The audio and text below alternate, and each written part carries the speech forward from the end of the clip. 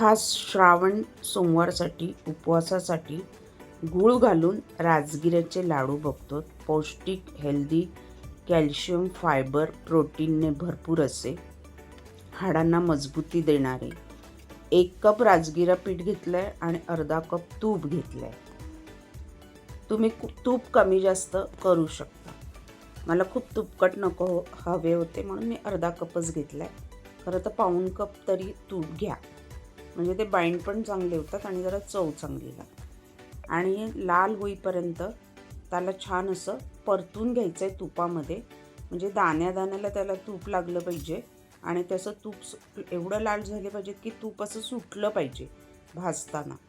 त्याच्यासाठी तुम्ही अगोदर पण तूप मेल्ट करून पिठात छान मिक्स करून चोळून हाताने घेऊन पण छान असे परतून घेऊ शकता पॅनमध्ये. मी पॅन बारीकपेक्षा जरासा मोठा ठेवला आहे, कारण त्याचा एक एक दाणा छान असा भुनला गेला पाहिजे. बघा मस्त लाल रंग आला आहे.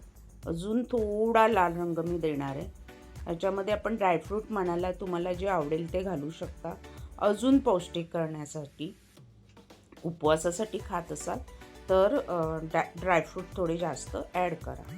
त्याच्यात बघा बदाम, काजू, मनुके, काळे मनुके, पिस्ते आणि कॅनबेरी घेतली आहे. आता ही सगळे मी बारीक क्रश करून तुपामध्ये छान परतून घेणार आहे, खरपूस असं.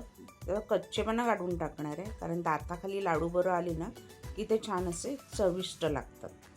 ड्रायफ्रूट थोडे जास्त घेतलेत, उपवासासाठी खायचे आहेत आणि नुसत्या राजगिऱ्याला तेवढी अशी चव नसते.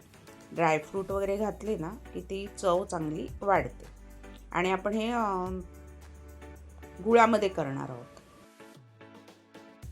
चिमूटभर केशर ॲड केलं आहे. त्याच्यानंतर वेलची पावडर, जायफळ पावडर तुम्ही ॲड करू शकता. आता हे छान परतून झालं आहे.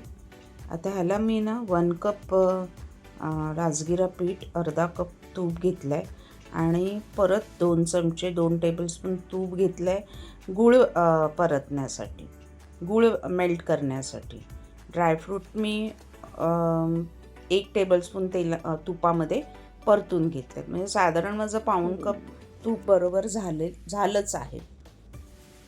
तर आता हे मेल्ट करायचं आहे आणि अगदी गुळाचा कच्चेपणा काढून टाकायचं आहे.